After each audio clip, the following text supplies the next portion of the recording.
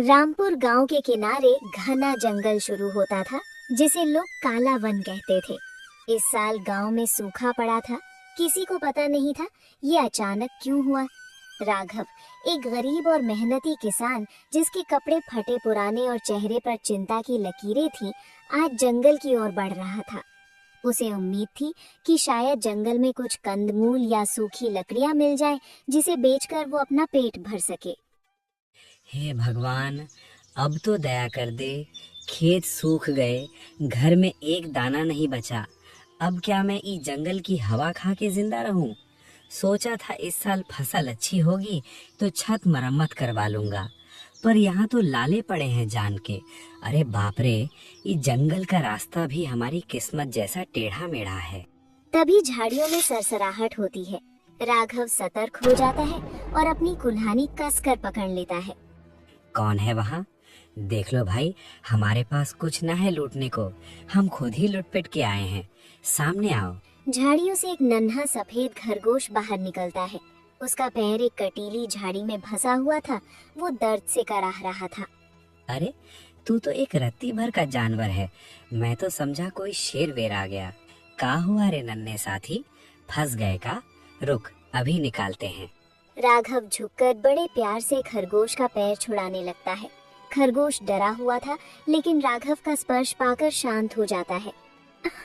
आराम से, बहुत दर्द हो रहा है, कृपया मुझे बचा लो, वो लोग आ रहे हैं। राघव हक्का बक्का होकर पीछे गिर पड़ता है।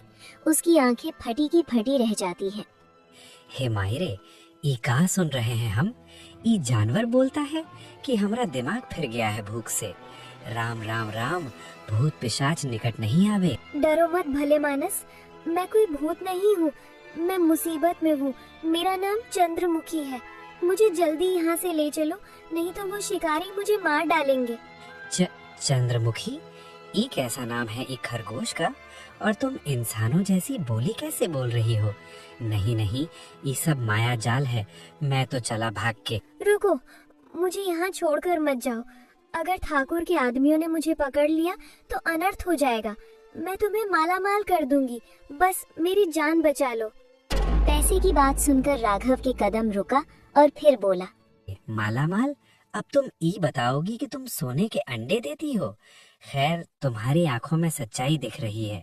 और ठाकुर का नाम लिया तुमने, उस पापी से तो पूरा गांव परेशान है। आ जाओ मेरी झोली में। राघव खरगोश को अपनी फटी हुई झोली में छुपा लेता है। तभी दूर से भारी कदमों और घोड़ों की टाप सुनाई देती है।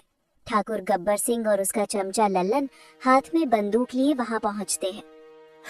मालिक, मालिक, मैंने अपनी इन्हीं दोनों आंखों से देखा था। वो सफेद जानवर इधर ही भागा है, एकदम बिजली की तरह चमक रहा था।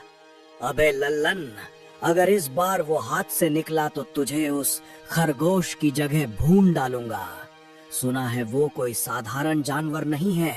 बाबा जी ने बताया था कि उस खरगोश का मांस खाने से आदमी अमर हो जाता है। हे भगवान, ई ठाकुर तो इसे खाने के चक्कर में है, और ये खरगोश मतलब चंद्रमुखी अमर होने का राज है। मामला तो गंभीर है। ठाकुर की नजर पेड़ के पीछे छुपे राघव पर पड़ती है। ओए, कौन है वहाँ? बाहर निकल। राघव डरते डरते बाहर आता है, झोली को सीने से कसकर पकड़े हुए। पायलागी मालिक, हम हैं राघव, लकड़ी बीनने आए थे सरकार। लकड़ी बीनने आए हो या कुछ छुपाने हो? मालिक, इसकी झोली में कुछ हिल रहा है। मुझे तो लगता है इसने ही हमारे शिकार को छुपाया है। क्यों बे राघव के बच्चे, दिखा क्या है तेरी झोली में? अगर झूठ बोला तो इसी जंगल में गाड़ दूंगा। अरे नहीं नहीं मालिक, इसमें तो नेवला है, बहुत खूंखार नेवला है। अभी सांप से लड़के आया है, बहुत गुस्से में है। अगर खोला तो सीधा आपके घोड़े के पैर पर काटेगा। अरे बाप रे मालिक, नेवले से दूर ही रहो। घोड़ा बेदक गया तो हड्डी पसली एक हो जाएगी। ठीक है, लेकिन सुन, अगर तुझे कोई सफेद खरगोश दिखे तो सीधा हवेली आकर खबर देना, इनाम मिलेगा। और अगर चालाकी की तो गांव से निकाल दूंगा। चलो लल्लन, आगे देखते हैं। ठाकुर और लल्लन आगे बढ़ जाते हैं। उनके जाने के बाद राघव राहत की सांस लेता है। तुमने बहुत चतुराई से काम लिया राघव, तुम्हारा एहसान मैं कभी नहीं भूलूंगी। एहसान वहसान छोड़ो, पहले ये बताओ कि माजरा क्या है। तुम हो कौन और ठाकुर तुम्हारे पीछे क्यों पड़ा है? मुझे तो चक्कर आ रहे हैं। राघव, मैं कोई जानवर नहीं हूँ। मैं चंद्रनगर की राजकुमारी चंद्रमुखी हूँ। हैं? राजकुमारी? तो ई दो बड़े कान और पूंछ का क्या चक्कर है? कोई फैंसी कपड़ा पहनी हो क्या? नहीं राघव, ये एक श्राप है। एक दुष्ट तांत्रिक ने मुझे श्राप दिया था क्योंकि मैंने उससे विवाह करने से मना कर दिया था।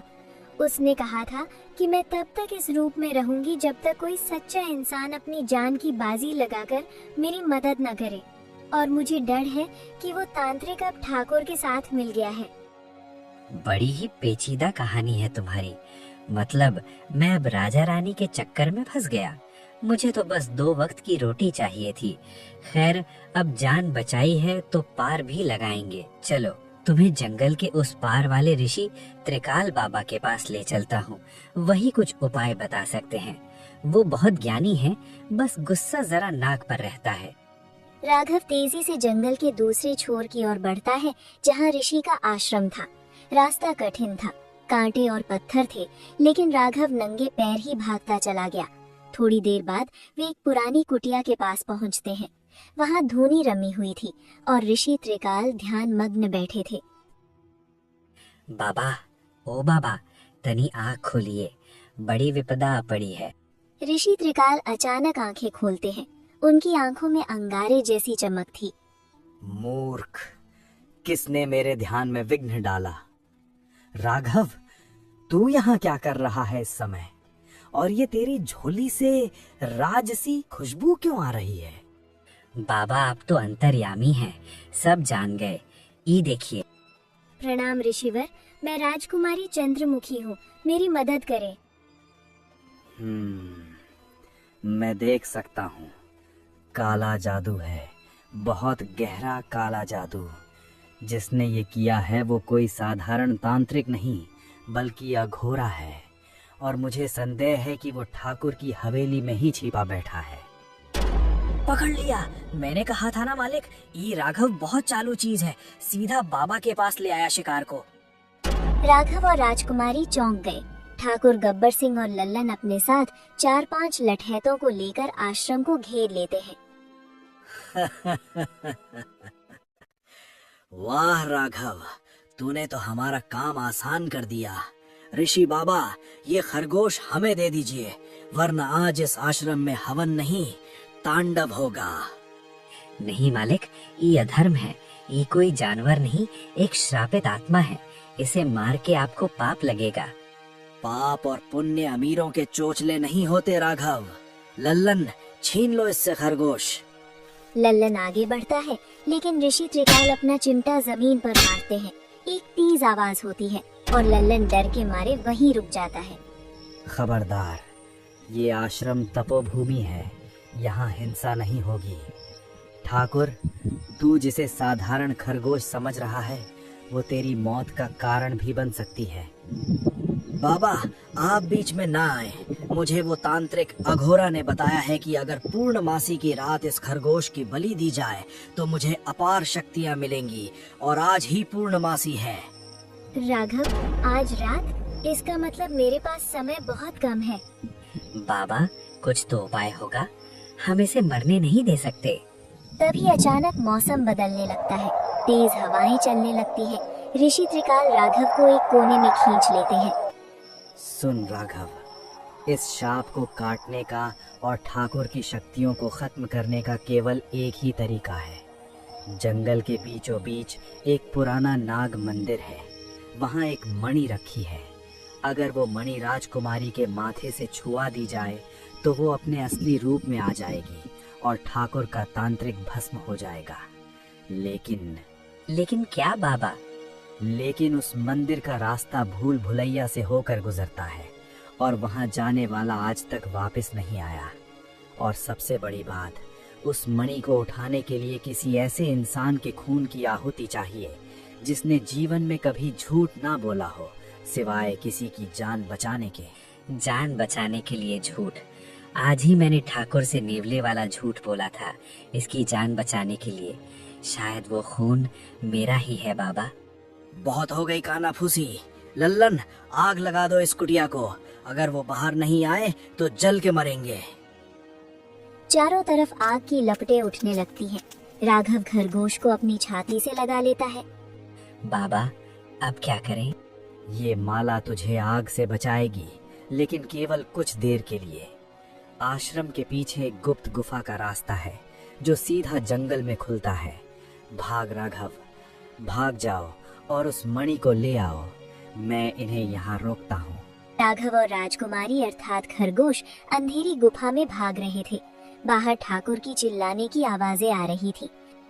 राघव, तुम मेरे लिए इतना क्यों कर रहे हो? तुम मुझे सौंप सकते थे और अमीर बन सकते थे।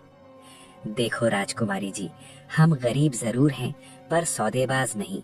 हमारे बापू कहते थे कि जब कोई कमजोर तोहरी शरण में आए तो ओकर रक्षा करना ही सबसे बड़ा धर्म है। और वैसे भी उस मूछ वाले ठाकुर को सबक सिखाने का ये मौका हम नहीं छोड़ेंगे। बहुत सताया है उसने गांव वालों को। गुफा में चमगादड़ उड़ रहे थे और पानी टपकने की आवाजें आ रही थी। अचानक गुफा का रास्ता बंद हो जाता है। सामने एक विशाल पत्थर है जिस पर कुछ अजीब चित्र बने थे। अब ये का मुसीबत है, रास्ता बंद है। राघव, ध्यान से देखो, इन चित्रों में कुछ लिखा है। ये पुरानी लिपि है। इसमें लिखा है, जो अपने सबसे कीमती चीज का त्याग करेगा वही आगे बढ़ेगा। सबसे कीमती चीज?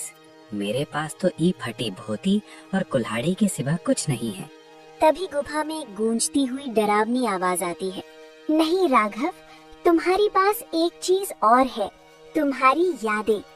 अगर तुम आगे बढ़ना चाहते हो तो तुम्हें अपने बचपन की सारी यादें भूलनी होंगी।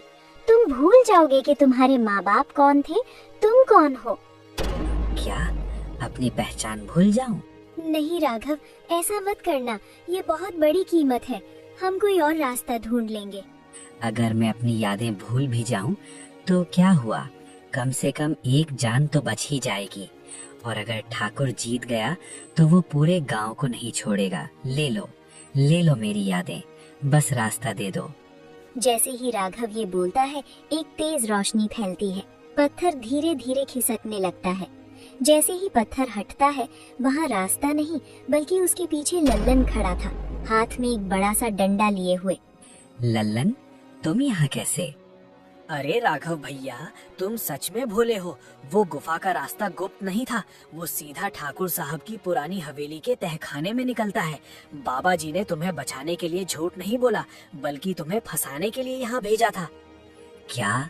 हाँ, ऋषि त्रिकाल और ठाकुर साहब दोनों मिले हुए हैं। बाबा को भी अमर होना है।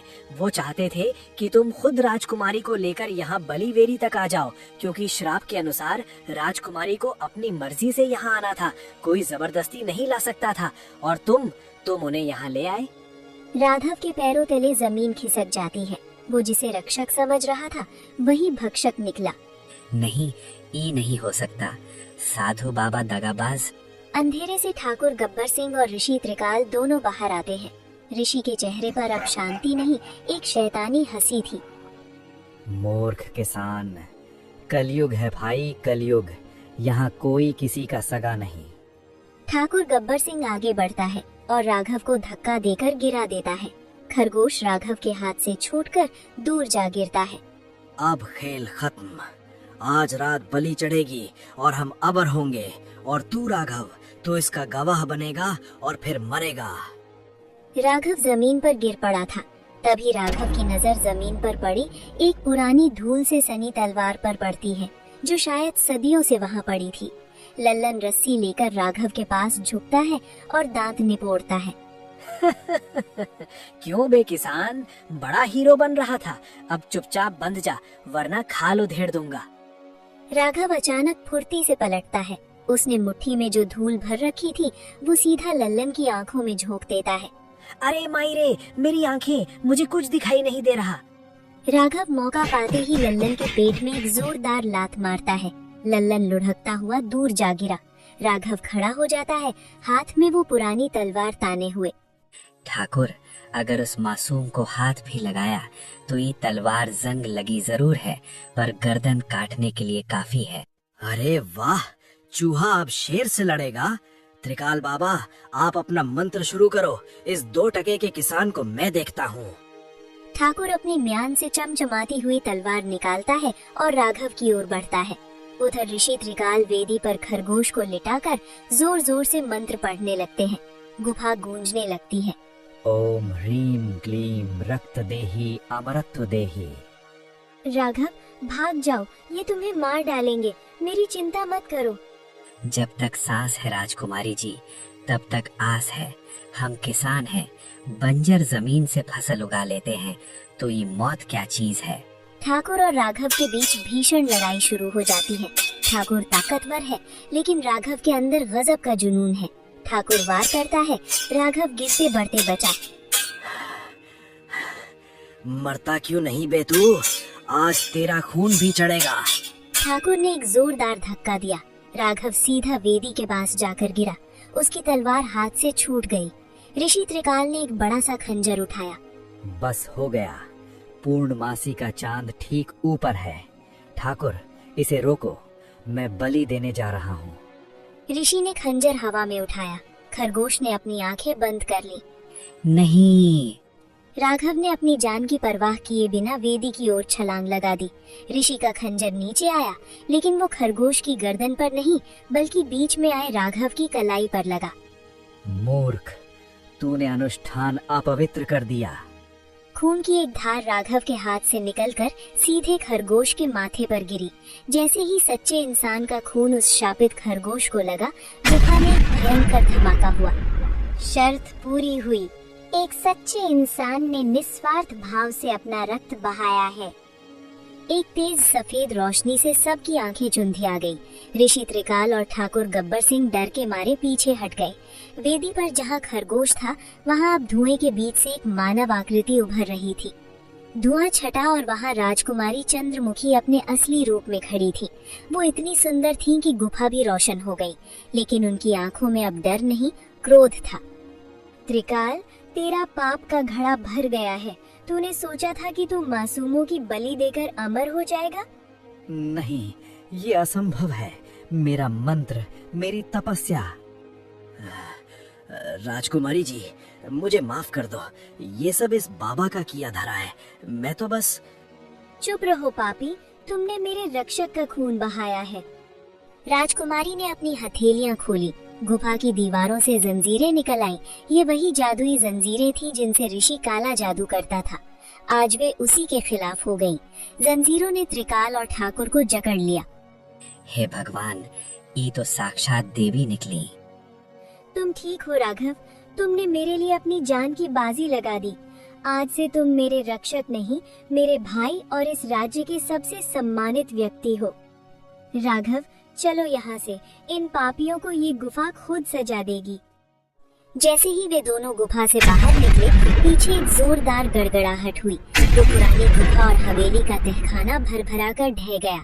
ठाकुर और ऋषि अपनी ही लालच की कब्र में दफन हो गए। कुछ दिनों बाद गांव की तस्वीर बदल चुकी थी। राजकुमारी चंद्रमुखी ने अपना वादा निभाया। गांव में नहर खुदवा दी गई थी और सूखे खेतों में पानी लबालब भरा था।